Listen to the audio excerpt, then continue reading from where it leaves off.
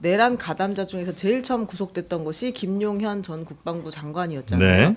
김용현 사건을 이제 그 신속히 처리해야 하는 적시 처리 사건으로 이제 접수가 됐는데 그 일반 사건으로 바꿔서 뺑뺑이 배당을 했다는 거예요. 그러니까 다른 사건들과 똑같이 그냥 무작위 배당, 전산 배당을 했다. 원래 적시 처리 사건이면 법원에서 좀 이거 빨리 처리해야 되니까 이 판사를 배정해서 이렇게 이제 진행할 수도 있는데 할 수도 있는데 네. 그래도 되고 사실 그냥 다 뺑뺑이를 돌려도 상관없는데 네. 어쨌든 지금 흐름을 보면 이제 다시 일반 사건으로 바꿔가지고 배당을 했고 뺑뺑이 배당을 김용현 했고 사건은 배당을 뺑뺑이로 했고 그게 직위원 재판부에 간 거고 네. 그 이후에는 직위원 재판부에 내란 사건이 들어가 있으니까 다른 내란 사건도 그럼 거기다 같이 배당을 하자라고 해서 윤석열 사건을 직위원에게 또 배당을 했다. 그러니까 이렇게 배당한 것이 매우 부적절하고 네, 특정 재판부에게 그러니까 네. 직위원 재판부에게 이 사건을 다 몰아주려고 한 것 아니냐라는 게 이제 민주당의 의혹 제기인 것 같아요. 네. 직위원 재판부 그러니까 직위원 판사는 원래 뭐 식품 뭐 보건 이쪽이 경제, 식품, 보건 전문 이쪽이 재판부. 더 이제 전문 네. 분야였던 거예요. 네. 그러니까 이거를 직위원에게 맡긴 거예요? 아니면 뺑뺑이를 돌렸는데 직위원이 됐는데 직위원이 됐으니까 야 여기다 그냥 저 다른 사건들도 다 병합해서 이렇게 다 묶어서 이제 직위원한테 배당해 이렇게 간 겁니까? 이거 진실을 모르는데 네. 일단은 더 조사를 해봐야겠지만 이게 그 적시 처리 필요 중요 사건 처리에 관한 재판 예규가 있을 거거든요. 네. 그 대법원에서 내부에 있는 예규가 있고 그럼 이거는 지금 천대엽 법원행정처장이 보고 못 받은 거는 보고 받지 않는다라고 얘기한 건 맞을 거예요. 왜냐하면 이건 가끔 법원에서 정하는 거거든요. 대법원에서 이걸 정하지 않는다는 거죠. 1차적으로. 그렇게 관여하거나 실제로 법원장이 진짜 누군가를 이거는 이런 것도 없이 너무 많이 한꺼번에 몰면 예전에 신영철 대법관이 서울중앙지방법원장일 때 그 광우병 촛불 사건이었나 그거 대량으로 보수적인 법관들한테 사건 몰아가지고 문제가 됐었던 일이 있었거든요. 네. 그래서 법원에서 내부 반발이 있었던 일이 있어가지고 근데 이거는 뭐가 있냐면 예규를 제가 알기로는 중요 사건으로 배당이 됐어요. 예를 들면 정영진 판사가 했는데 나 안 해.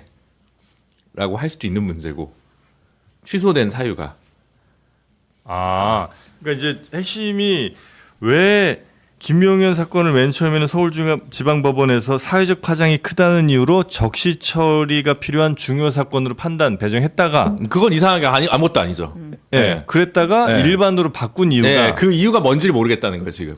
근데 그거 해서 직위원한테 간다. 직위원 판사한테 간다. 거기까지는 또 한 다리가 더 건너야 되잖아요. 취소가 첫 번째고 그 다음에 무작위 배당해서 그냥 직위원 판사한테 갔다. 네. 이 두 가지인데, 그러니까 첫 번째 이유가 먼저 해명이 돼야 되거든요. 근데 이거는 예를 들어 담당 판사가 저 부담스러워서 안 했어요라고 하는 부분의 가능성도 일멸이 있기 때문에 그냥 T로 보면 T 입장에서 보면 네. 이거는 그 서울중앙지방법원장이나 그쪽 담당 그 주무과장이나 이걸 불러가지고 네. 조금 더 얘기를 해야 되고 천대엽 행정처장은 아니면 그거를 알아봐가지고 보고를 하든가 네. 서면으로 그렇게 좀 정리를 해야 되지 이 직문즉답으로 천대엽 법원행정처장 이걸 알기는 좀 어려웠을 거다. 지금 당장은 모를 수도 있는데 네. 지금 당장은 모를 수도 있다는 게 프로세스상은 맞을 수도 있지만 네. 이렇게 중요한 사건에 전 국민적인 관심이 지금 몇 개월 동안 있는 이 사건이 어떻게 그렇게 갔는지 모르진 않을 것 같은데 상식적으로. 금방 알죠. 네? 전화 몇 통이 많은 거 아니에요? 아니, 그 전화 몇 통도 그렇고 그러니까 이미 적시 처리 사건에서 네. 일반 사건으로 변화하는 결정을 누가 했는지 아니면 중앙지법원장한테 물어보든지 당시에 있어서 저 재판 사건을 변경하는 그 담당 실무자한테만 물어봐도 네. 지시에 있어서 바꿨을 거 아닙니까? 그러면 이거를 굳이 오랫동안 뭉갤 이유도 없기 때문에 저는 뭐 명분을 지금 찾고 있지 않나라는 의심을 할 수밖에 없고 네. 저는 이 직위원재판부가 지금 논란이 되는 거는 이진관 앞서 형사 33부 판사의 어떤 재판 과정을 보면서 비교가 되기 때문일 거예요. 이진관 이 재판장은 판사 같고 직위원은 강사 같아요. 강사요? 레크레이션 강사 같아요. 그러니까 무슨 이게 진행을 하지 재판하지 않고 말씀하세요. 아유 그러십니까? 뭐 아이고 죄송합니다. 제가 그걸 몰라서 좀 이해해 주시고요. 자자자자자 이렇게 재판을 해요. 네. 이거 보다가 이진관 재판관은 예를 들면은 그 박상호 전 국토부 장관이 그런 얘기를 하니까 엄중하게 재판관처럼 꾸짖잖아요. 네. 그게 말이 됐느냐? 네. 거기에다가 증인도 특검 측에다가 강제적으로 4명을 부르는데 내가 지정해 줄 테니까 이렇게 요청하시오 하고 본인이 그거를 또 집행을 합니다. 네. 11월에 빨리 끝나겠다.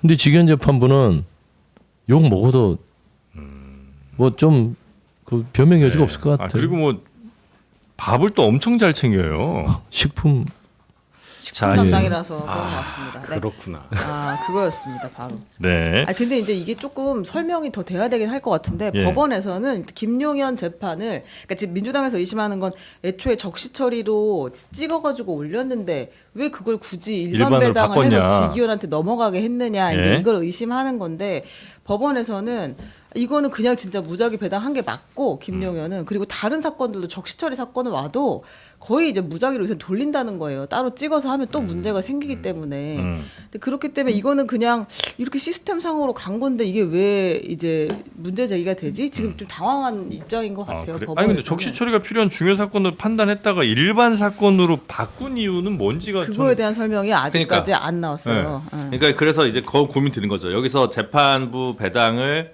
하려니까 법원장이 부담스러워서 네. 내가 이거 어떻게 되면 누구 찍었는데 그것도 논란될까봐 야 이거 일반 배당으로 바꿔서 그냥 로또로 돌려라라고 했을 수도 있고.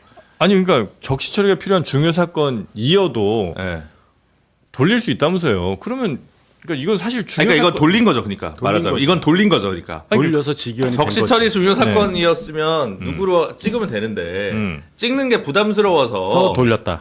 돌리는 걸로 바꿔서 일반으로 바꾼 건지 누굴 찍었는데 그 사람이 나 이거 못해요라고 해가지고 일반으로 돌리라고 한 건지 그건 모른다. 그걸 모르겠다는 거예요 저는. 네. 예. 그러니까 일단 사건이 적시 처리 하나 있고 그다음에 일반 사건 있잖아요. 네. 일반 사건은 무조건 뺑뺑이. 네. 그다음에 적시 처리는 네. 무조건 배정해 아니면 배정도 하고 뺑뺑이도 돌려요. 그거 아 요새는 거의 뺑뺑이를 합니다. 그러니까 거의. 적시 처리도 만약에 법원의 뺑뺑이라면 지정은 그래요. 그렇죠. 적시 적시 처리도 사실은. 뺑뺑이라면 그러니까 중요 사건이면은 사실 의심의 여지가 없잖아요. 그쵸, 이 정도면. 그쵸, 그쵸, 예. 그러면 중요 사건은 그대로 두고 일반 사건 바꾸지 말고 중요 사건이 돼 다시 한번 뺑뺑이 해서 어떤 판사를 배정하면 되잖아요. 근데 중요 사건에서 일반 사건으로 전환한 게 굳이 왜 이걸 전환을 했을까가 이제 의심스럽다는 거죠. 네, 그거에 대해서 아직 해명이 나오지 네. 않아요. 해명이 없고 네. 뺑뺑이 결과가 하필이면 직위원이었다는 거예요. 그렇죠. 결론이. 그러니까 그거는 이제 네. 좀 논리적으로 따질 부분 아닌 것 같고 네. 이 일반 사건으로 전환된 이유 그걸 좀 명백하게 밝혀야 될 것 같고 네. 저는 이제 개인적인 생각인데 직위원 판사 그 이 중요한 재판 하잖아요. 내란 우두머리에 대해서 고 이진건 판사가 했으면 좋겠어요. 답답해 여러분이 죽겠어. 그 원하는 아니 개인적인 서영 생각이 수장님이 그렇다고. 원하는 그 결과가 나올 수도 있는 것이 이제 직위원 재판장은 3년 임기가 끝났어요. 올해 네. 내년 2월이면 끝이에요. 맞아요. 인사 발령 대상자인데 지금 이 윤석열의 내란 재판은 절반 정도도 안 왔기 때문에 올해 안에 끝낼 수가 없을 겁니다. 그래서 서초동에서 약간 그 묘한 게 있었어요. 변호사들끼리 얘기할 때. 그러니까 빨리 끝내라 한쪽에서 얘기하잖아요.